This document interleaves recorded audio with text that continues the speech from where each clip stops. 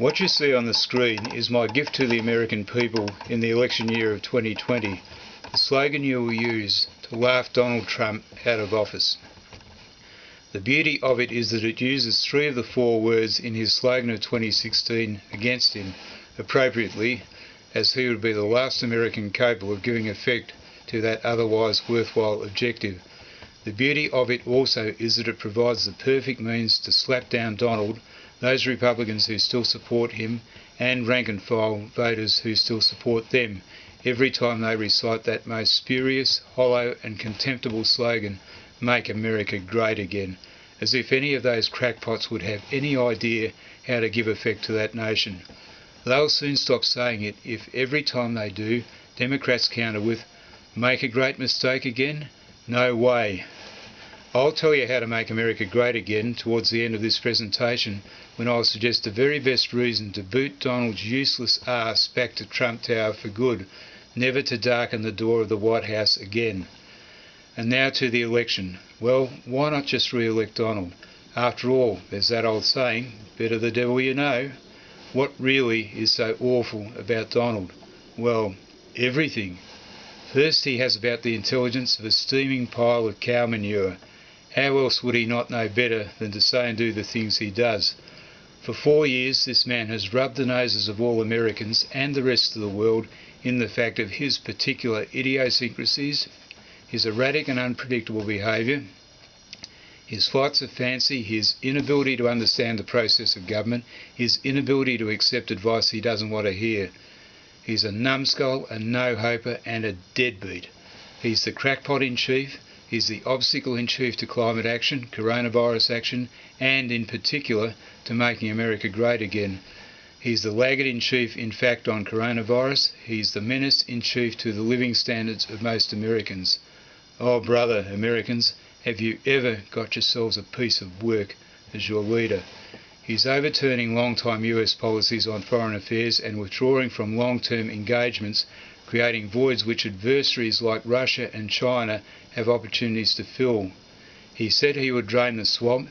He is now single-handedly the swamp.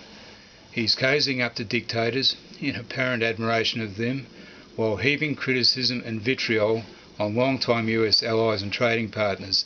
He sided with Vladimir Putin against the findings of his own intelligence community about Russian interference in the 2016 election. He has cut back on regulation of all kinds. He incites division instead of uniting the country, as seen in his approach to the Black Lives Matter movement and coronavirus action. His signature policy, his flea-bitten, pox-riddled Berlin Wall in reverse, was supposedly to keep out criminals and undesirables. I suspect the people he really wants to keep out is a demographic which would vote for the Democratic Party. From what he said during the 2016 election campaign, Americans were entitled to expect that they would not be paying for the wall. This could have happened in either of 2 ways. 1, Mexico would be made to pay for the wall. This was about as likely as my being able to urinate on the moon. 2, the wall would not be built. He could have excused himself from this commitment by saying we had to drop the idea because we couldn't get Mexico to pay for it. But no, instead we saw him switch to a new position, that Congress must vote funding for it. When Congress refused to add funding to an appropriation bill, he refused to sign the bill, and in an incredible display of petulance, truculence, childishness and a total lack of understanding of the process of government, caused a 32-day shutdown of the government. His handling of the USA's response, or rather the lack of it, to the murder of Jamal Khashoggi was pathetic, and showed the world that anyone can poke a finger in Uncle Sam's eye and get away with it. Is this what makes America great again? Can anyone imagine Hillary or Joe acting so feebly? By now, I could imagine that many Americans watching this presentation would be going bananas, berserk or ballistic, or all 3. But that might be because they are delusional, dick-headed, deranged or demented, or all 4. Why would anyone not listen impartially to constructive suggestions when the future living standards of most Americans are at stake? And what will happen if Donald is re-elected? It is certain he will not do a complete about-face in his personal behaviour and start acting like an FDR or an Ike. the man who referred to certain Americans as lowlifes, who withdrew US troops from Syria and left the USA's Kurdish allies at the mercy, not of Turkey, who promised to eliminate the national debt in 8 years and instead has accelerated its growth, with it going up by nearly $7 trillion in less than 4 years, is likely to become more erratic and unpredictable. In a second Trump term, there will no longer be a constraint which has applied throughout the past 4 years: the need to refrain from actions so outrageous they would threaten his chances of re-election. With coronavirus, the USA has fared close to the worst in the world, despite having the best plan and the best man to head the effort against it, Dr. Anthony Fauci, because Donald cared much more about the health of the economy than the health and safety of Americans.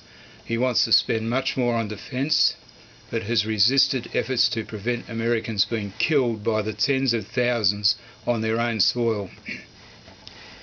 I said I would tell you how to make America great again, and I'll address this remark directly to the man responsible for doing the complete opposite.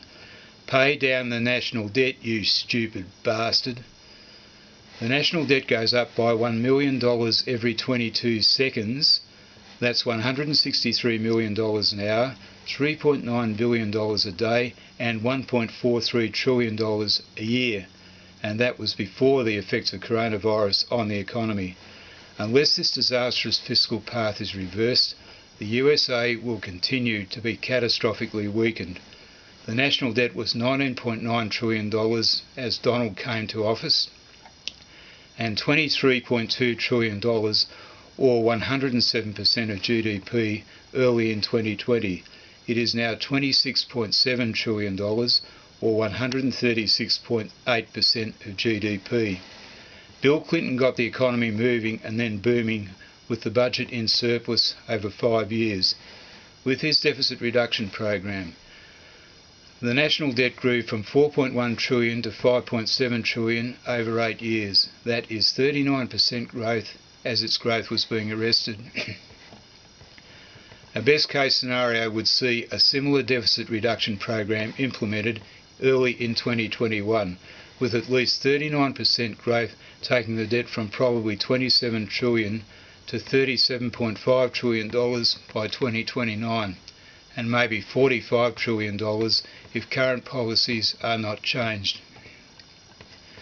The USA's only chance to avoid total economic collapse and Armageddon is in the 2020 election to choose leaders who will do a complete about-face and implement a fiscal policy which will have the economy growing faster than the national debt. If this is not done, if the USA continues on its current path, then Americans, you are done as the leading nation. This is the most important reason for Americans to boot Donald's useless ass out on November 3rd. Americans, end this nightmare. One final thought.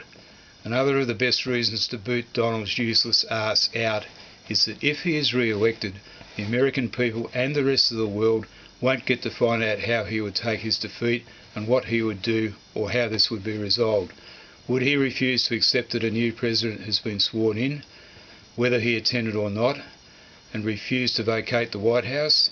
I'd love to find out, and I think also most others alive today would too. Americans, I repeat, end this nightmare. Make a great mistake again? No way.